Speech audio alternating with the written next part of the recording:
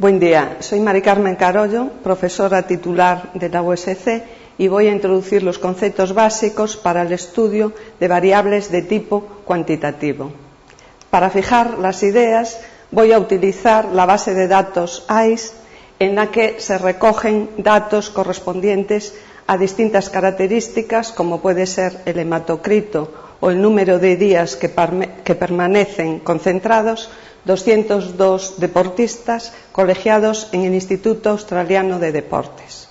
Como puede intuirse, en esta base existen gran cantidad de datos que contienen información. Ahora bien, los datos se encuentran en estado bruto y a menos que consigamos resumirlos u organizarlos de alguna forma, la información que vamos a extraer de ellos va a ser más bien poca. Necesitamos, pues, de técnicas que permitan organizar y resumir los datos para poder extraer de ellos la máxima información posible. Estas técnicas son aportadas por la estadística y, en concreto, por la estadística descriptiva. Antes de pasar a introducir estos conceptos, recordemos que las variables se encuentran clasificadas en dos tipos: variables de tipo cualitativo y variables de tipo cuantitativo, como se ha visto ya en la presentación relativa a la exploración de datos cualitativos. En esta presentación nos ceñiremos al caso de variables cuantitativas, es decir, aquellas variables que toman valores numéricos, como puede ser el hematocrito o el número de días que permanecen concentrados estos deportistas. A pesar de que estas dos variables son ambas de tipo numérico, deben ser tratadas estadísticamente de forma distinta. Por ejemplo, el número de días es una variable de tipo discreto, ya que toma solo un número finito de valores, mientras que el hematocrito es una variable de tipo continuo, puesto que puede tomar cualquier valor dentro de un intervalo dado. Como acabo de decir, la técnica de estadística descriptiva se ocupa de clasificar y resumir la información contenida en los datos a través de técnicas numéricas y técnicas gráficas.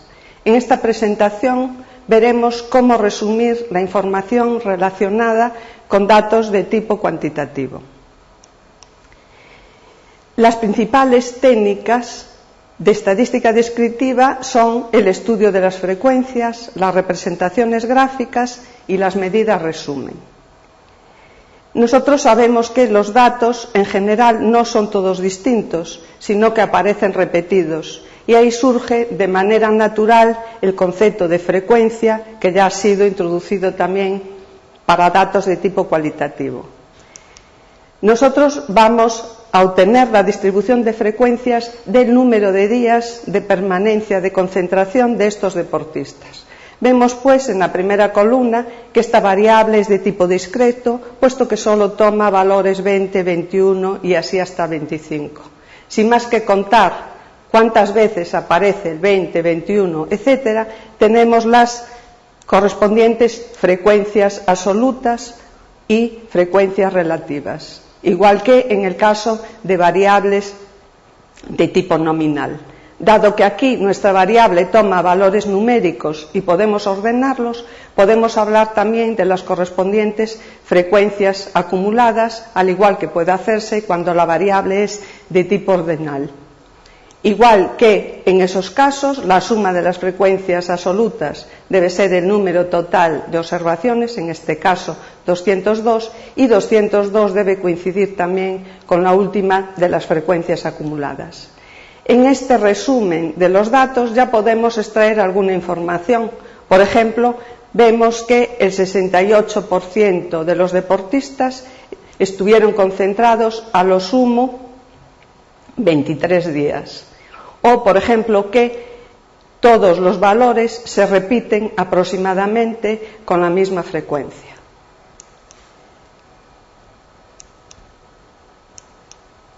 Si los datos o la variable es de tipo continuo, el resumen anterior es poco práctico. ¿Por qué? Porque aparecen muchos datos distintos y por tanto se repiten pocas veces. En este caso, lo que se hace es agrupar los datos en intervalos de clase, es decir, se divide el rango total de observaciones en subintervalos, se identifica cada subintervalo con su punto medio o marca de clase y se obtienen las frecuencias sin más que contar el número de observaciones que caen en cada uno de los intervalos. Está claro que esta agrupación de los datos lleva a una pérdida de información, pero por otro lado el resumen va a ser más manejable. El problema que surge es cuántos intervalos considerar. Está claro que cuantos menos intervalos consideremos, la información o el resumen va a ser más manejable, pero perdemos información, mientras que cuantos más intervalos tengamos, la información no se pierde, pero los datos resultan menos manejables. No hay ninguna regla para decidir cuántos intervalos considerar. Lo más usual es coger un número de intervalos próximo a raíz de n, siendo n el número de datos, y como máximo 10 intervalos. En nuestro ejemplo del contenido en hematocrito hemos considerado por comodidad 5 intervalos representados por sus marcas de clase que aparecen en la segunda columna, y en la tercera columna aparecen las correspondientes frecuencias absolutas. ¿Qué significan? Bueno, pues el 46 significa que hemos observado 46 datos que pertenecen al intervalo 35-40 y así sucesivamente. Podemos hablar también de las correspondientes frecuencias acumuladas. Igual que en los casos anteriores, la suma de las frecuencias absolutas debe coincidir con la última frecuencia acumulada y el número total de datos. También aquí podemos tener alguna información ya acerca de los datos. Por ejemplo, vemos que el 43,5% de los deportistas tienen un hematocrito entre 40 y 45 y que, por ejemplo, el 98,5% de ellos, es decir, prácticamente todos, tienen un hematocrito menor que 50. Otra de las formas más usuales de representar y resumir los datos es utilizando representaciones gráficas. De nuevo, aquí el tipo de representación va a ser distinto según el tipo de variable. Si la variable es de tipo discreto, las representaciones gráficas más usuales son el diagrama de barras y el diagrama de sectores, que ya se han visto también en el caso de variables cualitativas. Y en el caso de variables continuas, las representaciones más usuales son el histograma y el diagrama de cajas. ¿Cómo tener un histograma? Bueno, la filosofía es análoga a las gráficas ya expuestas como diagrama de barras o diagrama de sectores. En un eje se representan los intervalos de clase y sobre ellos se pintan rectángulos cuya área sea proporcional a la correspondiente frecuencia de ese intervalo. En nuestro ejemplo, observamos que el histograma tendría esta forma. Este sería el correspondiente histograma relativo a la agrupación en intervalos de clase que hemos hecho para el hematocrito. En él podemos observar, por ejemplo, que la mayoría de los deportistas tienen un hematocrito comprendido entre 40 y 45 y que tenemos un deportista con un hematocrito muy alto, comprendido entre 55 y 60. En estas gráficas podemos ver la influencia que tiene el número de intervalos a la hora de resumir nuestros datos. Observamos que el histograma de la derecha, que tiene más intervalos de clase, refleja mucho mejor la distribución de los datos que el histograma de la izquierda, en el que solo hay 5 intervalos de clase.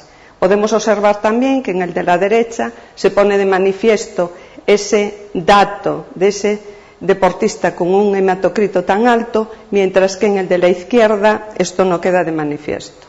De ahí la importancia de escoger bien el número de intervalos. Esto será una labor del investigador, que deberá ser él quien fije el número de intervalos y cómo considerarlos para que la información no sea deformada y obtenga un resumen cómodo para interpretar sus datos.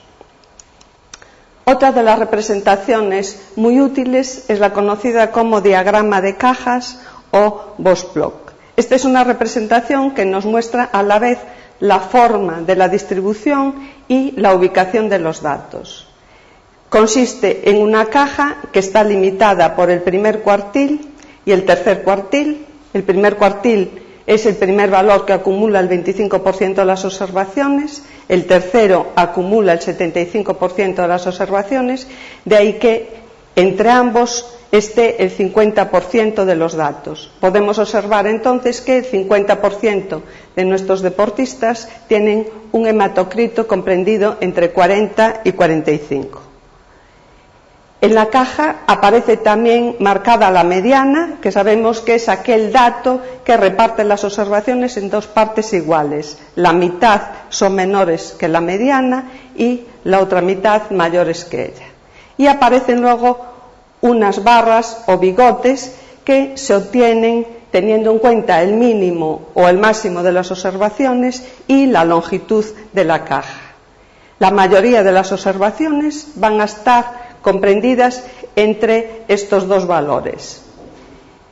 Y observaciones que no pertenecen a ese rango son consideradas como observaciones atípicas o raras en relación con el resto de los datos. En realidad, el histograma y el diagrama de cajas nos dan información muy parecida. Por ejemplo, los dos nos muestran aquel dato atípico que teníamos.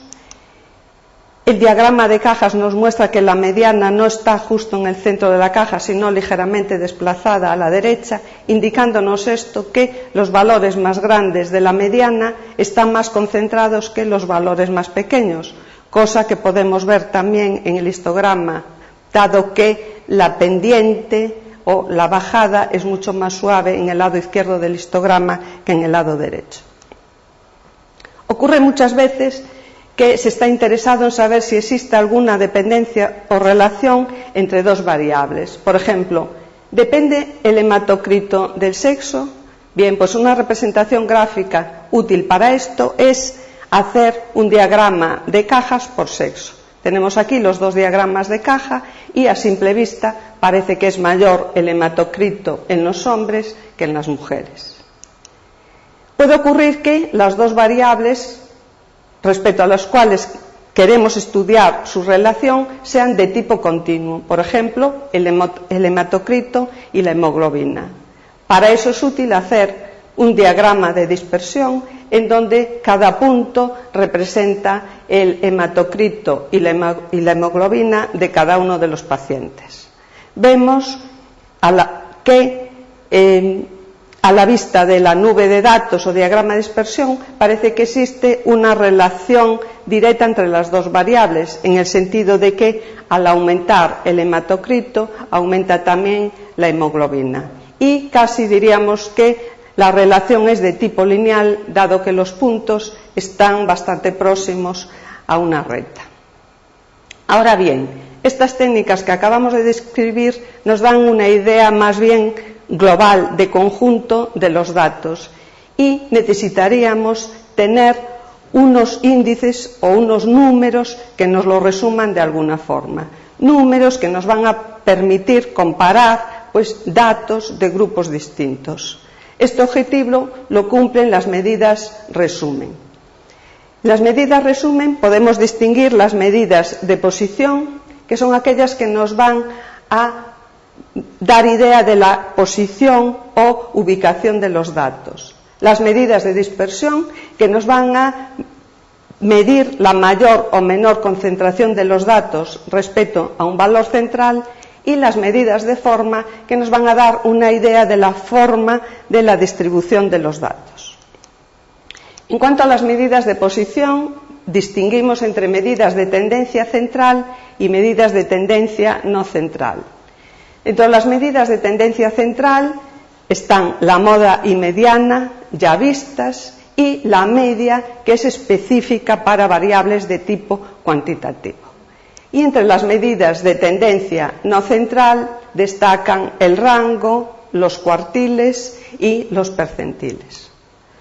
¿Cómo se calcula la media de una serie de datos? Pues de forma muy sencilla, simplemente sumando los valores y dividiendo entre el número total de datos. Si, por ejemplo, el número de días de concentración de 7 deportistas fueran esos que aparecen ahí, pues el valor medio de esos datos sería 5,43. Eso diríamos que el número de días de concentración media fue de 5,43. La media es una de las medidas resumen de tendencia central más utilizada porque tiene buenas propiedades. Por ejemplo, es única y es el centro de gravedad de los datos. Ahora bien, como inconveniente, tiene que, al tener en cuenta todos los valores extremos pueden distorsionarla, cosa que no ocurre con la mediana. Si, por ejemplo, seguimos considerando los mismos datos que en el ejemplo anterior, habíamos visto que la media era 5,43, mientras que la mediana es el valor 4, justo el valor central. La mediana sigue valiendo 4, aunque ese dato extremo o atípico, como puede ser el 15, fuese un valor 6, 8 o todavía más atípico que el 15. De ahí que cuando tenemos muchos datos atípicos, la mediana va a representar mejor el valor central que la media. En cuanto a la dispersión de un conjunto de datos, pues decir que la dispersión se refiere a la variabilidad que muestran los datos. Por ejemplo, aquí aparecen dos gráficas relativas a una distribución normal o de Gauss. La gráfica en negro es más concentrada, mientras que la gráfica en rojo es más dispersa. Como índices, para medir la dispersión, destacan el rango, la varianza y el coeficiente de variación. El rango se calcula de forma muy sencilla, puesto que no es más que la diferencia entre la mayor y la menor de las observaciones. La varianza, S cuadrado, lo que nos está midiendo es la distancia de cada dato al centro de ellos, es decir, a su media. Por tanto, cuanto mayor es S cuadrado, mayor es la dispersión de los datos. Y cuanto más pequeña es, más concentrados están los datos en torno a la media. La desviación típica no es más que la raíz cuadrada de la varianza. También una buena medida de dispersión es el coeficiente de variación, que al estar normalizado no depende de las unidades en las que se esté trabajando. De ahí que va a ser útil cuando querramos comparar la dispersión de variables que estén medidas en unidades distintas o bien que tengan magnitudes muy distintas. Por ejemplo, nos podemos plantear si el hematocrito es mucho más disperso en los hombres que en las mujeres o viceversa. Si calculamos el correspondiente coeficiente de variación, obtenemos que este valor es aproximadamente igual en ambos grupos.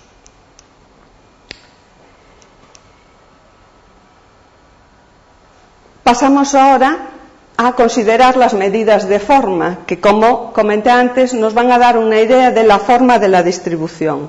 Dentro de las medidas de forma destacan las medidas de asimetría y las medidas de apuntamiento.